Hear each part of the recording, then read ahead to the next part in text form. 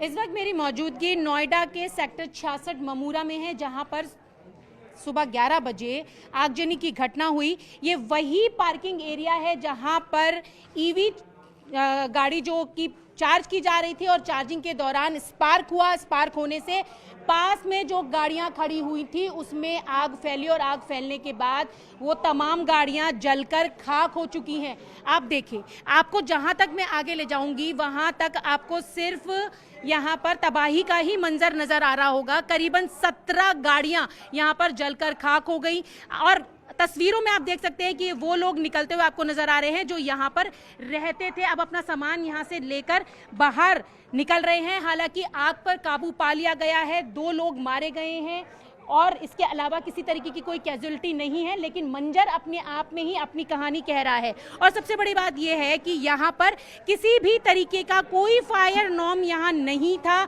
यानी कि अगर आगजनी की कोई घटना हो जाए तो उस पर काबू पाने के लिए किसी तरीके की कोई व्यवस्था नहीं थी। और इस पीजी में ज़्यादातर यंगस्टर्स रहते थे जो जॉब करने के लिए या फिर पढ़ाई करने के लिए अपने अपने घरों से यहाँ पर पहुँचे हुए थे।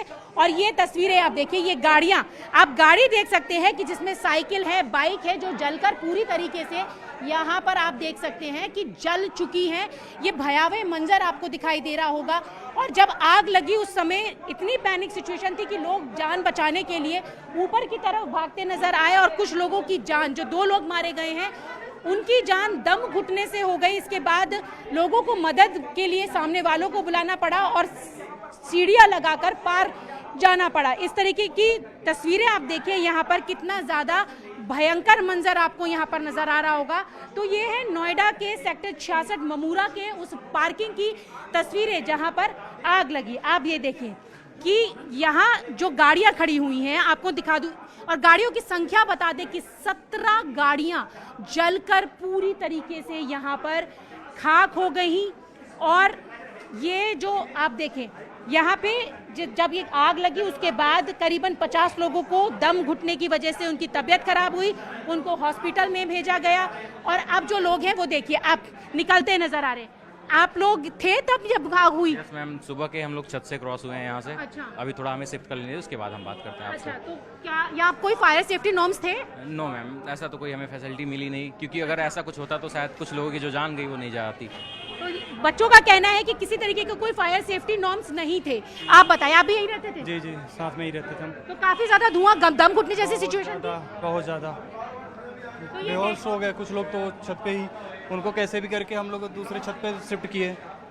प्रॉब्लम्स हो रहे हैं। तो ये देखिए, अब अपने सामान को यहाँ से निकालते हुए लोग आपको नजर आ रहे हैं। उनका कहना है कि सिचुएशन इतनी खराब हो गई थी। आप बताइए, आपने तो देखा था सब कुछ, अमन? जी जी।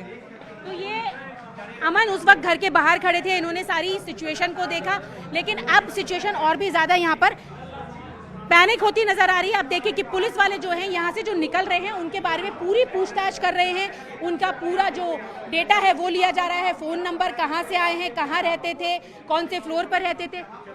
सर, तो यहाँ आप देखिए कि पीछे मैं आपको और आगे लेकर चलूँ कि ऐसे में अगर फायर की गाड़ियाँ यहाँ पर जब पहुँची थी, करीबन 6 से 7 फायर टेंडर यहाँ पहुँची थी और लोगों का कहना है कि समय पर फायर टेंडर यहाँ पर पहुँच गई थी, लेकिन आग बुझाने के लिए कितनी ज़्यादा यहाँ मशक्कत करनी पड़ी होगी। करीबन 1 घंटा में यहाँ पर आग पर काबू पाया गया। और आप आगे की तरफ चलेंगे तो ये देखिए कि अभी भी ये सीढ़ियाँ देखिए, यहाँ से ये देखिए, यहाँ से ये ऊपर जाने का जो रास्ता है, ये सीढ़ियों का, यहाँ से ऊपर छोटे छोटे फ्लोर है। आप इनकी चौड़ाई देख सकते हैं कि कितनी ज़्यादा ये छोटी छोटी सीढ़ियाँ हैं कि आग बुझाने में भी कितनी ज़्यादा परेशानी हुई होगी, ये आप समझ सकते हैं।